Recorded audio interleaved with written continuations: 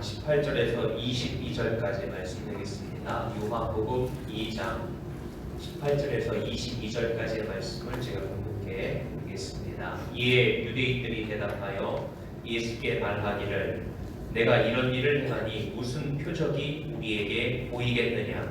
예수께서 대답하여 이르시되 너희가 이 성전을 헐라 내가 사흘 동안에 일으키리라. 유대인들이 이르되 이 성전은 46년 동안에 지었거늘 내가 3일 동안에 일으키겠느냐 하더라. 그러나 예수님은 성전된 자기 육체를 가리켜 말씀하신 것이라. 죽은 자 가운데서 살아나신 후에야 저들이 이 말씀하신 것을 기억하고 성경과 예수께서 하신 말씀을 믿었더라. 아멘. 할렐루야. 아멘. 옆에 분과 우리 같이 인사합시다. 참 잘 오셨습니다. 마스크를 그래도 이렇게 잘 맞춰서 떠주시고, 저는 이렇게 좀 멀리 있으니까 마스크를 벗고 설교를 합니다만 예배를 드리는 동안에 자리도 이제는 지그재그로 다 잘 이렇게 앉아주신 것 같아요. 꼭 이렇게 뒤에 뒤통수 이렇게 숨어서 저를 안 보시고 귀로만 은혜 받지 마시고 눈을 마주치면서 눈을 감는 순간 나도 모르게 꿈나라로 갑니다. 그러니까 눈을 꼭 뜨시고 제 눈을 마주쳐 보시면서 함께 은혜 나누는 시간 되시기를 바랍니다. 이렇게 막 넓게까지 앉으니까 저도 막 가끔씩 한 번씩 일부러 돌아야 돼요. 네. 자, 오늘 말씀의 제목으로 예수님의 표적이라는 말씀으로 여러분 잘 아시는 말씀입니다. 오늘 요한복음 2장에 나오는 예수님께서 가나 혼인잔치에서 예수님 자신이 바로 하나님께서 보내시고 하나님께서 약속하셨던 바로 그 선지자요, 그 하나님의 구세주 메시아임을 나타내는 표적을 첫 번째 행하신 후에 일어난 일입니다. 그래서 사실 이 요한복음 말씀은 다른 복음서와는 다르게 다른 복음서에서는 예수님께서 행하신 일을 표현할 때 이적이라고 표현을 많이 합니다. 이적이라는 말은 무슨 말이냐면 여러분 잘 아시는 쉬운 말은 기적입니다. 영어로 미라클이라는 말입니다. 기적. 어떤 기적을 많이 예수님께서 행하셨습니까? 병을 낫게 하시고 물 위도 걸으시고 폭풍우도 잠잠케 하시고 떡 5개 물고기 2마리로 막 수많은 사람들을 먹이시고 귀신도 내쫓으시고, 자, 이런 이적들을 많은 사람들이 보고 우와! 이분이 과연 누구시다? 하나님이 보내신 큰 선지자인데 그냥 큰 선지자가 아니라 우리를 구원할 메시아다. 그래서 사람들이 따랐습니다. 그런데 오늘 이 요한복음에서는 그런 사건이 있을 때마다 이적이라는 말 대신 다른 표현을 합니다. 오늘 말씀에 나오는 무슨 표현을 썼을까요? 바로 표적이라는 말을 씁니다. 표적은 영어로 말한다면 여러분 아시는 사인 아시죠? 사인. 이 사람 이 글은 내가 한 거 맞습니다. 맨 마지막에 내 이름을 딱 쓰고 어떡합니까? 옛날에 이런 도장을 찍었지요. 근데 그 도장이 몰래 다른 사람이 몰래 파서 찍은 도장일 수가 있어요, 없어요? 가능해요. 그래서 그 도장을 꼭 이 사람은 이 글에 되어 있는 내용은 내가 쓴 글이 맞습니다 하고 도장을 찍으면 그 도장이 내 도장인 거를 어디 가서 동사무소나 면사무소 가서 뭘 받아가야 돼요? 도장이면 인감증명서를 받아야 돼요. 그래야 그 서류가 법적으로 확실합니다. 바로 이것이 나라는 내가 쓴 글, 내가 쓴 말, 나의 의지라는 것을 뭐 해주는? 표시하는 인감증명서와 도장. 근데 그게 이제는 요즘 세상이 좋아졌어요. 이 사인은 함부로 흉내를 못 내요. 각 사람마다 이 필체는 그걸 또 검사하는 특별한 기계가 있다랍니다. 어쨌든 그래서 요즘은 사인을 하면 인감증명서 필요 없다고 하는데, 어쨌든 세상에서는 나를 표시하는 여러 가지, 내가 나인 걸 증명하는 여러 가지, 인터넷이나 컴퓨터, 핸드폰에서는 요즘은 뭘로 또 증명을 하지요? 이거 잠깐 요즘 없어졌다고 하나 이제 괜찮다고 하는 공인 인증서라는 게 있는데, 아니 요즘은 핸드폰 가지고 지문으로 인증을 합니다. 때로는 카메라가 열려서 내 눈 홍채 희한한 세상이겠지요. 그래요. 눈동자는 각각 사람마다 다 달라요. 마치 이 지문처럼.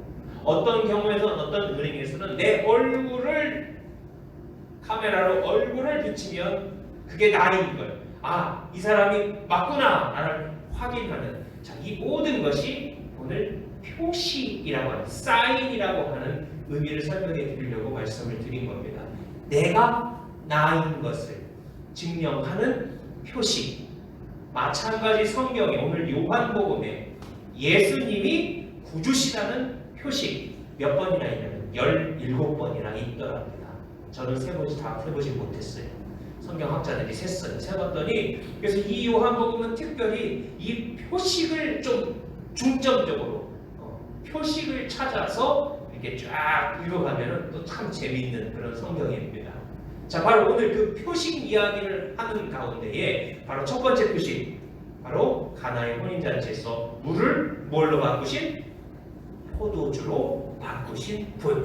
누구십니까? 예수님이십니다. 그 예수님이 누구시라는 거예요? 바로 우리를 죄에서 구원하신 이 세상에 구세주로 하나님이 보내신 그분이라는 그 표식이라는 겁니다. 근데 중요한 건 그걸 보고도 그걸 듣고도 그걸 체험하고도 자, 두 번째 그 사건 이후에 예수님이 성전에 올라가셔서 바로 하신 성전을 청소하셨습니다.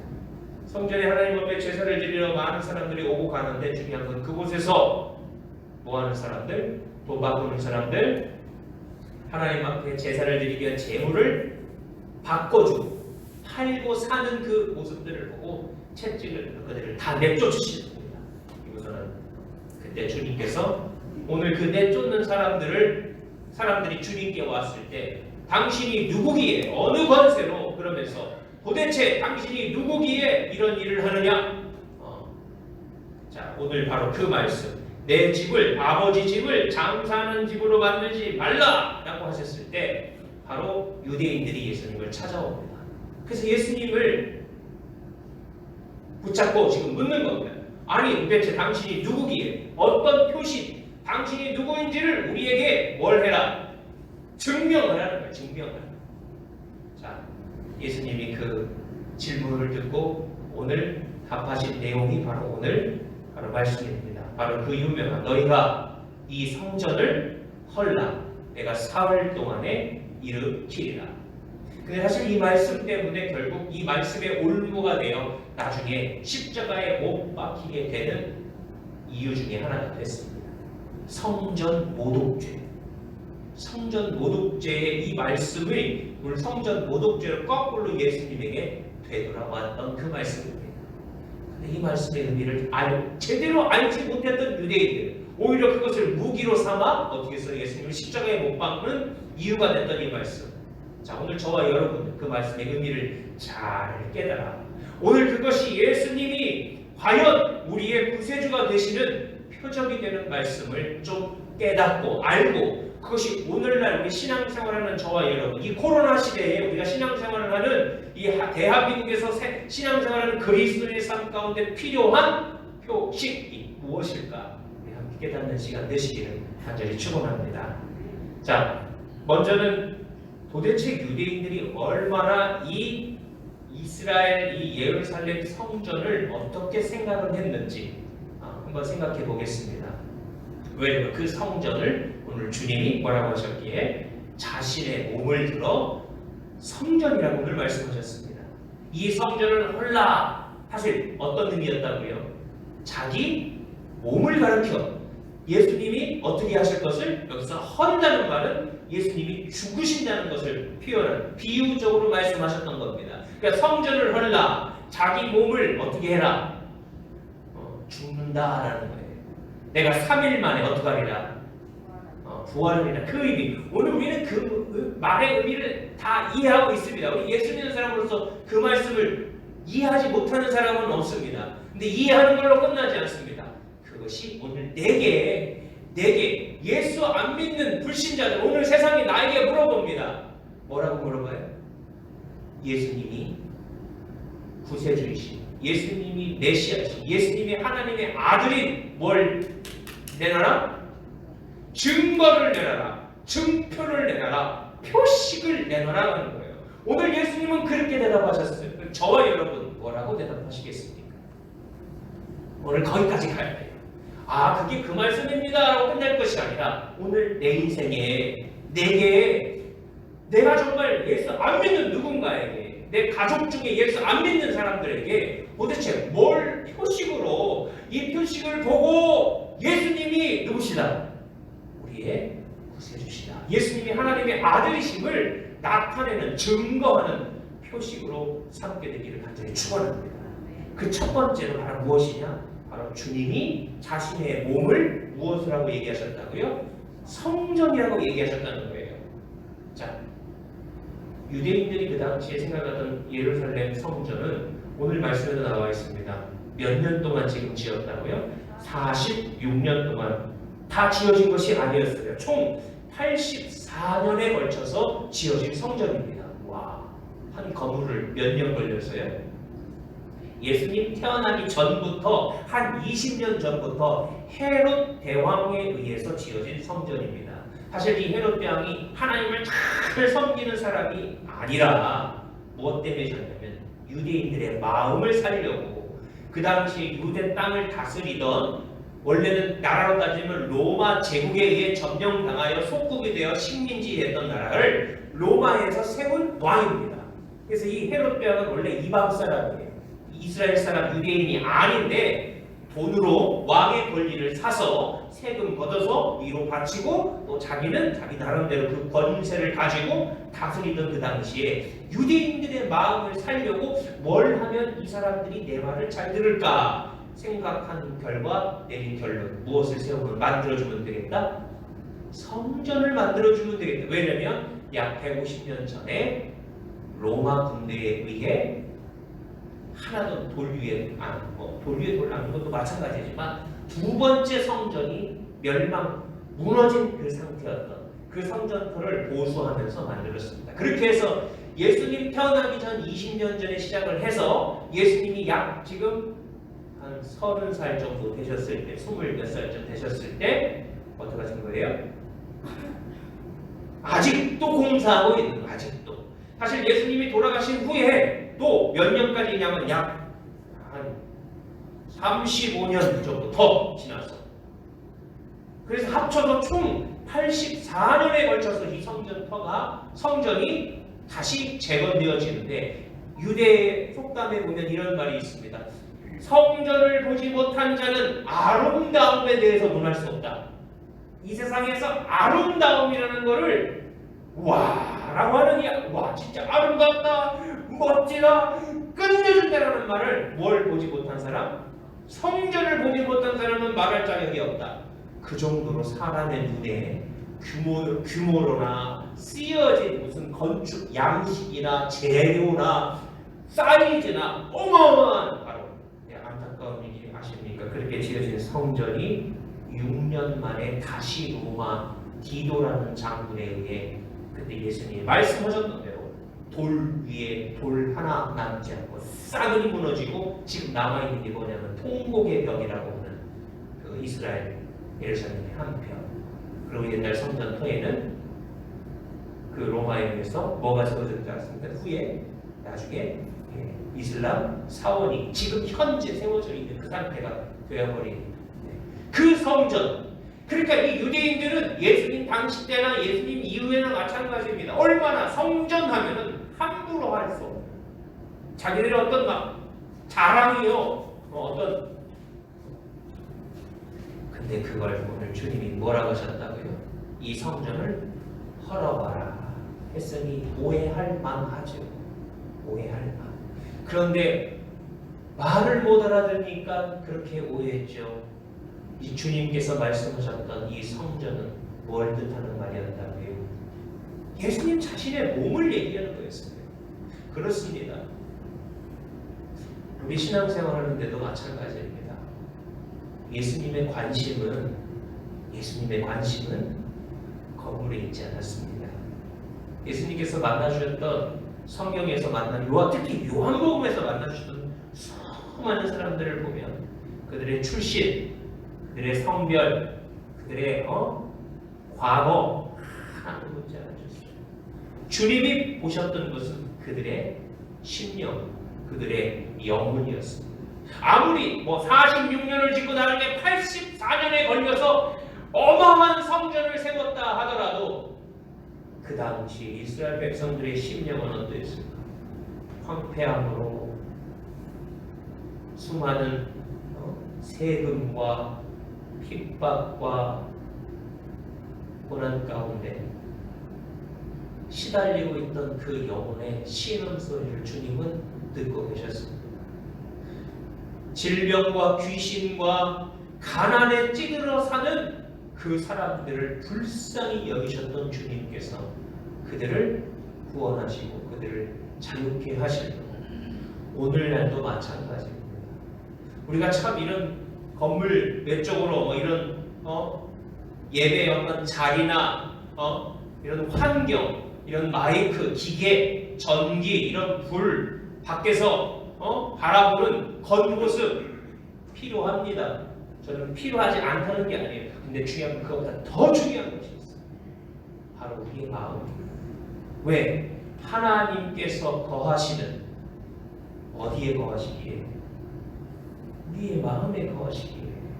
예수님의 몸이 하나님이 거하시는 성전임을 오늘 말씀하시며 그 성전을 아무리 십자가에 못 박고 이 말을 오늘 주님이 말씀하신 이 원말을 알아듣지도 못해서 결국 그것으로 올무삼아 십자가에 못 박혀 죽였을지라도 어떻게 되리라?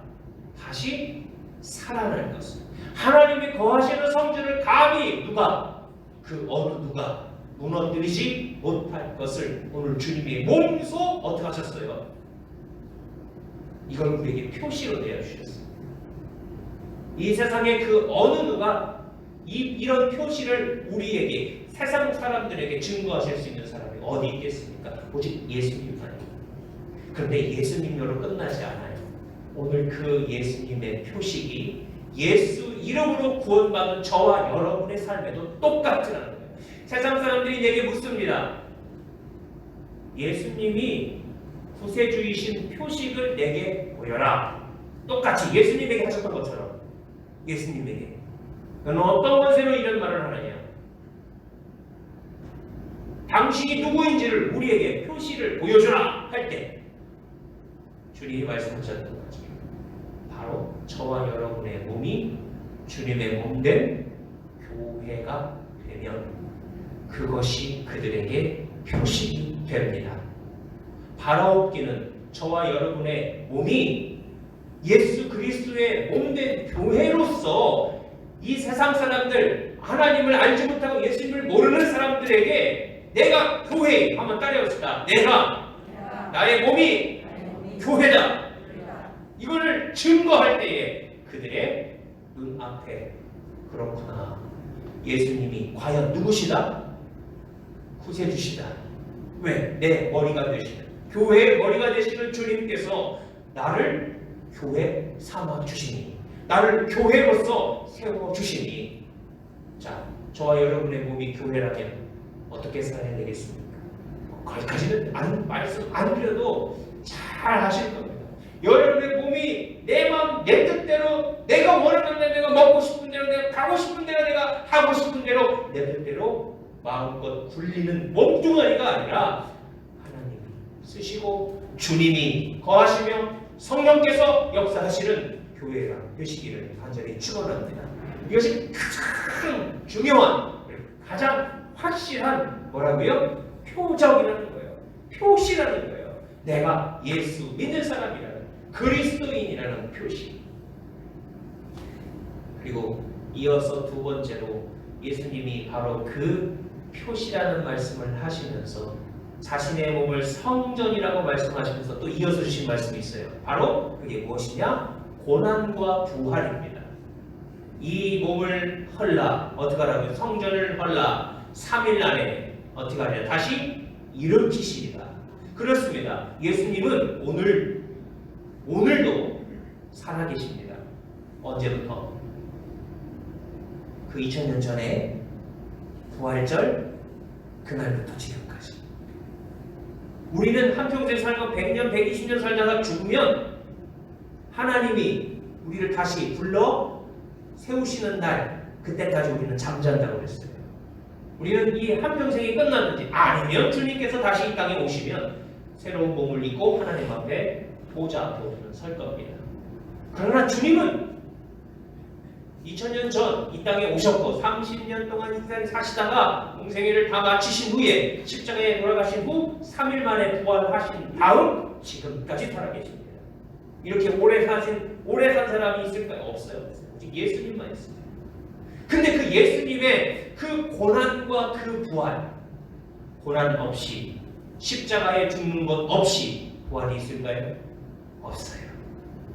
그 고난은 예수님의 고난은 세상에 있는 다른 고난과 다릅니다. 자기가 잘못돼서 당하는 고난, 내가 실수해서 나의 죄값으로 내가 당해야 되는, 치러야 되는, 죄값으로 치러야 되는 고난과 다릅니다. 왜냐하면 예수님은 죄가 없으셨어요. 그 예수님은 우리의 죄를 위해 대신 지신 대속의 고난이셨습니다. 그거는 자원하신 고난이었습니다. 하나님의 말씀을 순종하는 고난이었습니다. 더더욱 중요한 그거는 잠시 동안의 고난이었어요. 그 고난이 끝나고 그 예수님을 다시 일으키시되, 그냥 일으키시고 그냥 살리신 것만 아니라 모든 이름이 가장 높은 이름을 주시며 만왕의 왕으로 세우시고, 마지막 날 이 땅에 하나님께서 오실 때 보좌에 하나님이 사실 누구를 세우셔서 예수님을 세우셔서 우리를 심판하신다고 하셨어요. 심판주가 되시는 예수님이 되셨어요. 부활하셨기에 그 부활에 주님께서 오늘도 살아계신데 어디 계시는 줄 아십니까? 성전이 되는 저와 여러분 안에 계십니다. 저와 여러분 안에 어디 멀리 계신 게 아니에요. 우리와 함께 하시겠다고 하는 그 약속, 성령을 통하여 우리에게 그 부활의 승리와 그 부활의 영생을 우리로 하여금 예수 믿고 난 다음부터 언제까지? 영원까지. 아직 신기한 일입니다. 이 땅에 사는 동안 아직 우리에게는 고난이 남아있을까요? 없을까요? 있어요. 아직 이 땅을 사는 동안 좀 내가 원치 않는 일들이 내게 일어납니다. 예수 믿기 때문에 핍박도 받습니다. 그러나 그것은 예수님을 생각할 때에 어떻게 될 일이다? 잠깐 동안의 일이다. 지나갈 일이다. 이후에 무슨 일이 있을 것이다? 내게 갚아주시고 나를 세우시며 나를 일으키시고 나를 회복하실 그 믿음의 그 말씀에 대한 소망을 가지고 오늘도 능히 이길 수 있는 것은 내 안에 누가 계시기에? 예수님 안 계시면 힘들어요. 어려워요. 넘어질 수 있습니다. 중간에 돌아가고 싶을 수도 있을 거예요. 내가 괜히 예수 믿었는데 내가 괜히 하나님 믿는다고 했나? 우리 집안에 일어나는 일 때문에 세상 사람들이 그렇게 얘기를 합니다. 이 집안에 누가 있어서 그렇다? 예수 믿는 사람이 있어서 그렇다. 그건 또 제대로 알아요. 그래요. 맞습니다. 예수 믿는 사람 때문에, 예수 믿는 것 때문에 사단 마귀 우상 섬기던 가문에 남아있는 그 마지막 졸개들이 난리를, 마지막 발악을 하는 거예요. 그러나 우리는 그것을 두려워하지 않고 이길 수 있고 인내할 수 있고 참을 수 있고 기도할 수 있고 우리가 희생할 수 있는 것은 이 다음엔 무엇이 있으리라?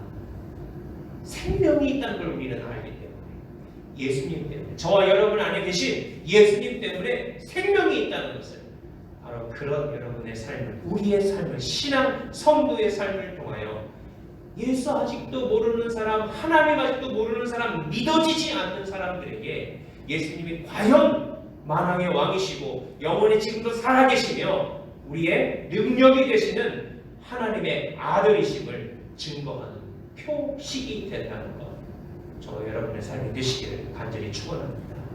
다른 사람 얘기하지 마십시오. 다른 사람의 어떤 간증이나 혹시 제 오늘 이 설교를 목사님이 이렇게 설교했다더라, 그걸로 끝나서는 안 됩니다. 그것이 나의 이야기가 되어야 돼요. 내 고백이 되어야 됩니다.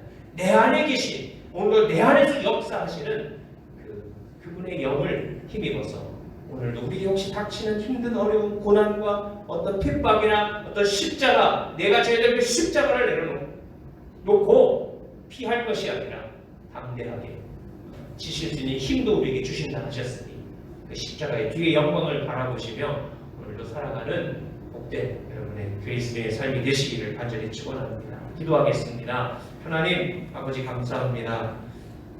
주님께서 우리를 위해 그렇게 다 지시고 다 감당하셨던, 그리고 우리에게 본 보이시기를, 이렇게 되기를 우리를 하나님의 성전으로 세우시기를 하나님이 원하셔서 오늘 이곳에 모여 하나님 앞에 예배드리는 사랑하는 성도님의 삶 가운데 오늘 이 말씀이 이루어지기를 간절히 소원합니다. 내 삶을 주장하시사 내 이 몸뚱아리를 하나님의 영광을 위해 사용할 수 있기를 원합니다.